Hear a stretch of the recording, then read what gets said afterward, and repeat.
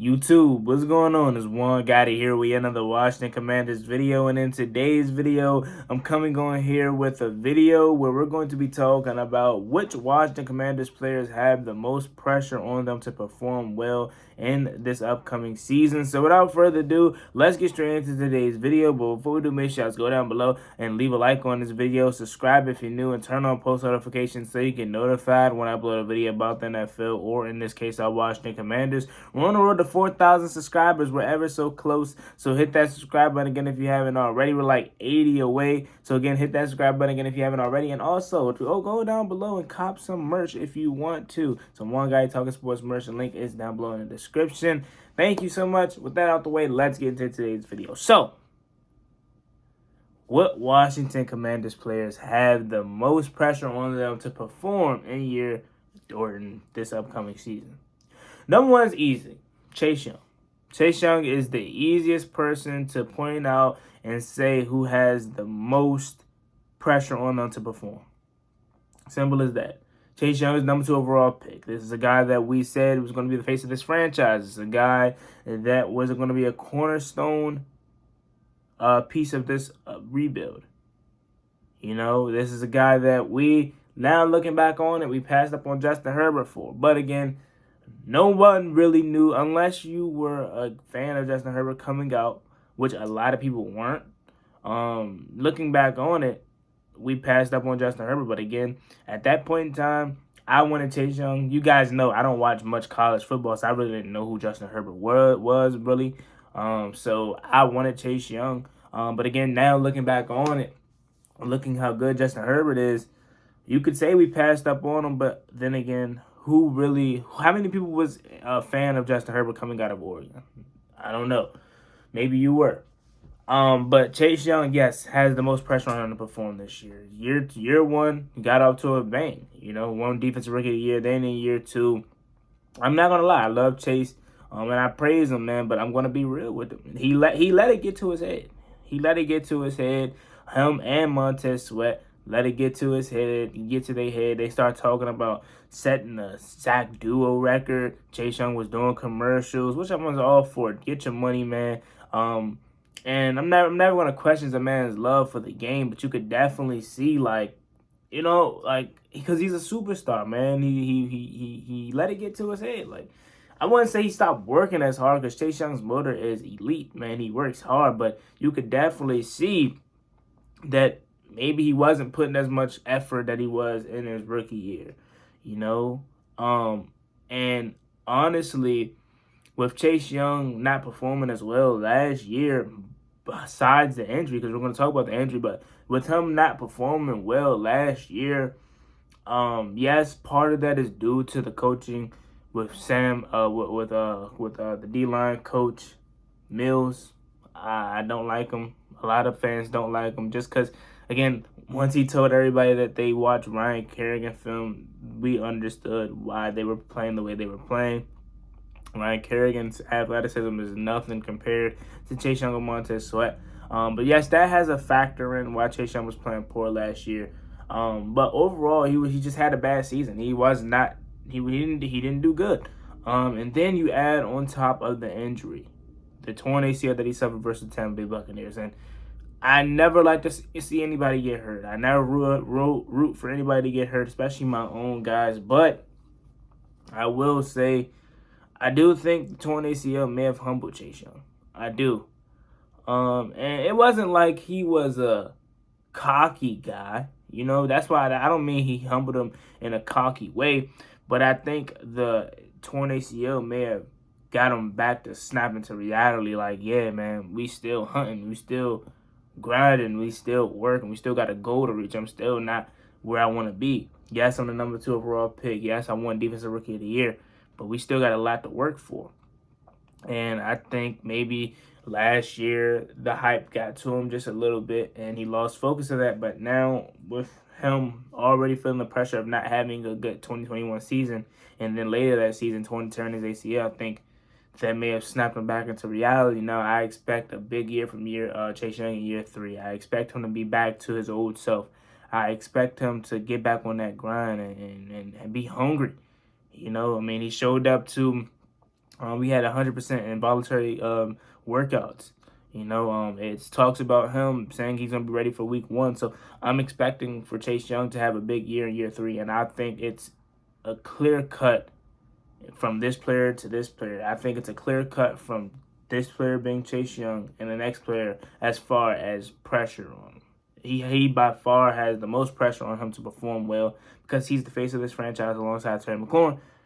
And he is going to be going into year 3, which, if you want to be technical, and I'm sorry to be on Chase too long because we have other players to talk about, but if you want to be technical, if Chase Young was as advertised like his first 2 years, this would have been a year Chase Young would have got paid. If you've been technical, so let's say year 1 he got 7.5 sacks on top of a couple forced fumbles. Let's say last year it didn't happen and he actually was good and he had a year 2, a good year 2.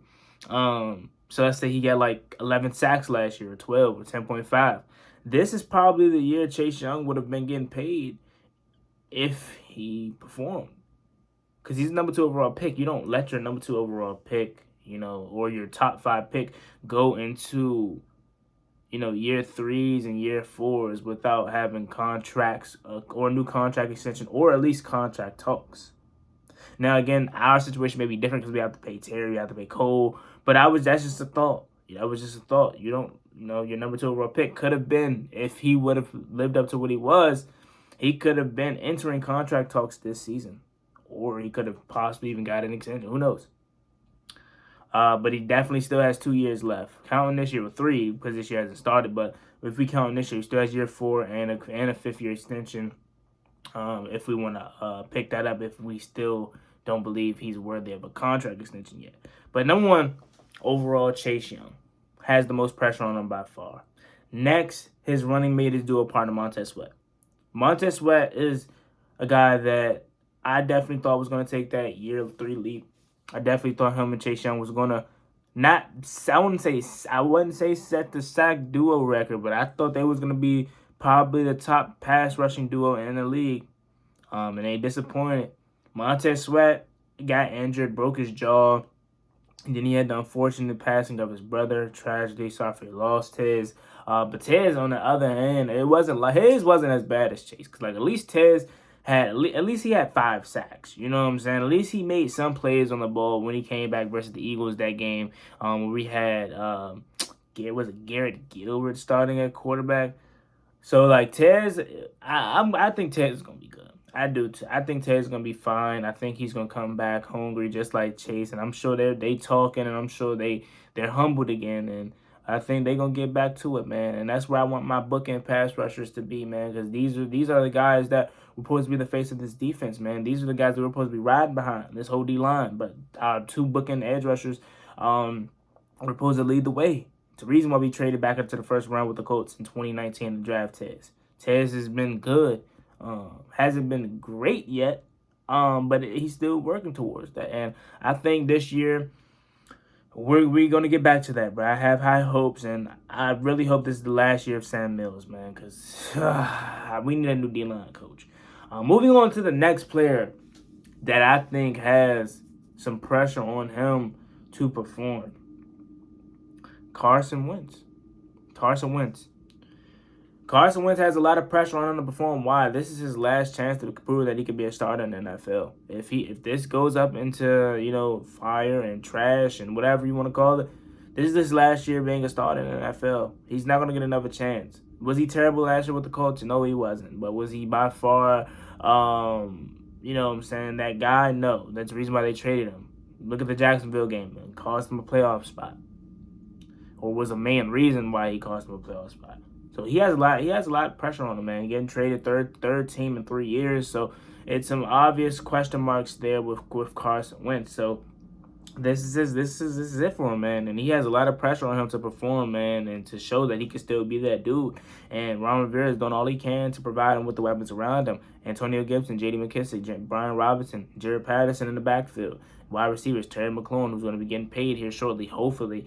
Dyami Brown, Curtis Samuel going to be coming back. Still a question mark with him, but if he stays healthy, I'm sure we know what he can bring to the table. Just drafted Jahan Dotson in our first round with the 16th overall pick. You still got Logan Thomas coming back off a torn ACL. At some point, he'll be ready. Then you just drafted Cole Turner, who I think is going to be that wide receiving tight end that we've been needing and been missing. You still have Cam Sims, who can be a good rotational wide receiver. You still got John Bates, who is a guy that could do the best of both worlds, who really had a really solid, underrated rookie season. You still got Sammy Reyes, who's growing, man. So this offense is loaded. And we had a top 10 offensive line last year with all of the shuffling we had to do due to injuries. So it's no reason why Carson Wentz shouldn't perform well. It's no reason with this third place schedule that we have. It's no reason why he shouldn't perform well.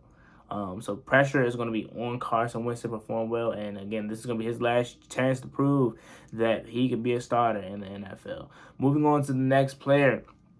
And this sucks because he's only in year 2.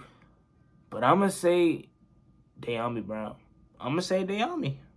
And the reason why I say Dyami is because we're running out of room, man. We're running out of room. Like, if Terry does what we know Terry can do, and that's give him 1,000 yards already, you know he's going to get 1,000 yards. If Curtis comes back and be that wide receiver, you know, that we paid in free agency to be that, you know, that piece 2, I wouldn't call him a wide receiver 2 because we're going to be moving him all around. If he can come back and be what we expected him to be last year, and then Jahan Dotson lives up, if not better than that 16th overall pick, and we know what Cam Sims is capable of. Cam Sims is capable of like 400, 300, 500 yards and like 2 touchdowns. If all that goes to fruition, where is Dyami Brown going to fit? You know? That's just the harsh truth. It's not enough.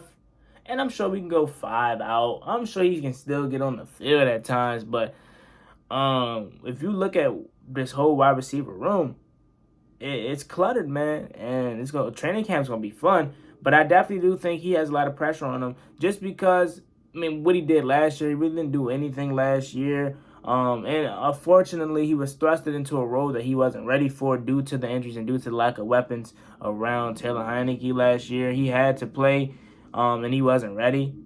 So that kind of put a sour taste in the fans' mouth about Dyami. But he definitely has pressure on him to perform, man. And drafting Jahan Dotson and still having Curtis Samuel coming back and re-ing up on Cam Sims definitely shows that, you know, nothing is given to him. He has to earn his spot on this roster. And, of course, I do think he's going to make this roster. But how much playing time do I think he's going to get? I don't know. So I definitely think he has some pressure on him. Let's think who else. I would say Jamin Davis has some pressure on him because he was drafted 19th overall. We expected him to come in here and be a middle linebacker. Quickly found out that he wasn't. So he's going to be that will linebacker. He has pressure on him, too, to perform. And I feel like he finished the season off on a good note, just like Bobby McCain, with getting, you remember that play around the edge and he smacked that dude. So he has pressure on him for sure, but I think Jamin's going to be okay. I do. I really do. I'm trying to think who else. No, Deron, no. John, obviously not. But one of the best players on this team, clearly. Offense, Curtis Samuel. Did I say Curtis? I didn't say Curtis Samuel, did I? So biggest, you know, another guy that has a lot of pressure on him is Curtis Samuel. I can't believe that slipped my mind if I didn't say his name already. Curtis Samuel, guy that we paid in free agency last year, got hurt, was out for the majority of the season, tried to come back and was never the same. Groin injury. He has a lot of pressure on him, man. He was supposed to be that guy that was going to be that wide receiver 2 or that piece 2 alongside Terry McLaurin and give Terry McLaurin some help and take all the pressure off Terry. And he wasn't that last year. You know what I'm saying? So he needs to come in here and perform well. I think him and Chase Young arguably has, you know, and I think Chase Young's pressure is way more high just because he was an number 2 overall pick. But if you say who's a close second, if there is one, for me it's Curtis Samuel. Because you paid him this money and he was hurt last year. He was hurt. So he has a lot to live up to, too, man. And I definitely think Curtis is going to be good.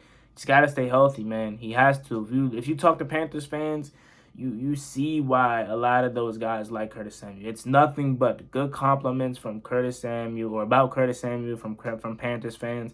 And he just has to stay healthy. And this was a rare occurrence, guys. I hate when people try to say, "Oh, he's an injury prone. It's the number 10 jersey." This was a rare occurrence from Curtis Samuel. This was the first time Curtis Samuel was really hampered by injury. And I think when he comes back this year, he's going to be fine. So, yeah, man, there you have it. Those were a couple, and I'm sure there's other players that you could put down below in the comment section that you believe has a lot of pressure on the performing year in this year coming up. But those were a couple players that I could think of off the top of my head. Let me know what you guys think about this video in the comment section down below. Who are some players that you think have a lot of pressure on them to perform in this upcoming season? As always, big boy Juan Gotti. Like, comment, subscribe. Helps the Washington Commanders. I'm out. Peace.